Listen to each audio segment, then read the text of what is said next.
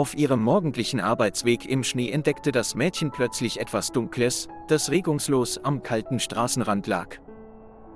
Neugierig hielt sie den Wagen an, ging langsam näher und erkannte, dass es sich um ein winziges, vollständig zugefrorenes Wesen handelte, dessen ganzer Körper mit Eis und Schnee bedeckt war.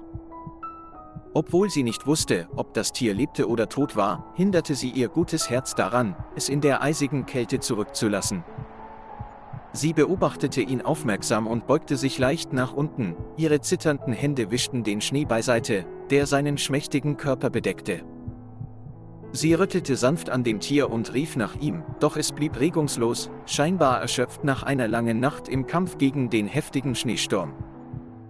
Sie trug es schnell in ihr Auto, bürstete den Schnee ab, schaltete die Heizung ein und zog ein weiteres Hemd aus, um das Tier darin einzuwickeln und es warm zu halten.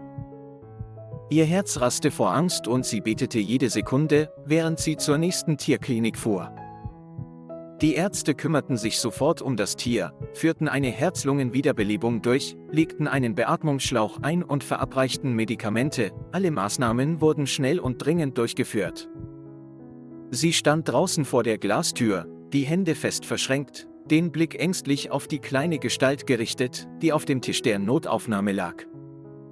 Nach mehr als 30 spannungsgeladenen Minuten kam der Arzt lächelnd heraus und sagte, das Tier sei wieder bei Bewusstsein und außer Gefahr. Sie atmete erleichtert auf, war aber sofort fassungslos, als der Arzt sagte, es sei kein Hund, sondern ein schwarzes Wolfsjunges von etwa wenigen Wochen. Laut Aussage des Arztes hat es sich wahrscheinlich von seinem Rudel getrennt, ist aus Hunger und Durst in das Wohngebiet geirrt und dann im eisigen Schnee zusammengebrochen. Als das Mädchen diese schockierende Wahrheit erfuhr, war sie einen Moment lang verwirrt, doch als sie das entzückende kleine Wesen sah, beschloss sie, es zu adoptieren. Das kleine Wolfsjunge wurde von dem Mädchen mit nach Hause gebracht und mit all ihrer Liebe umsorgt. Sie lehrte es, im Haus zu bleiben, gehorsam und sanftmütig zu sein, Dinge, von denen alle dachten, ein wilder Wolf könne sie nicht. Nach und nach wurde der Wolf größer, sein Fell pechschwarz, seine Augen scharf-blau und seine Sinne unglaublich scharf. Aber er ist unglaublich liebenswert und freundlich und genauso gut erzogen wie jeder andere Hund. Sie genießen es auch, von ihrem Besitzer gestreichelt zu werden, fangen zu spielen und aufgeregt mit dem Schwanz zu wedeln, wenn sie ihren Besitzer von weitem sehen.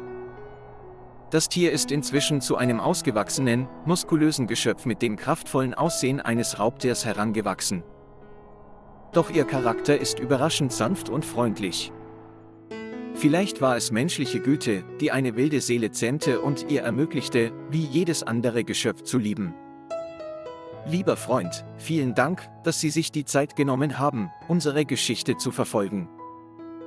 Wenn Ihnen das gefallen hat, vergessen Sie nicht, ein Like dazulassen und den Kanal zu abonnieren, damit Sie die nächsten Folgen nicht verpassen.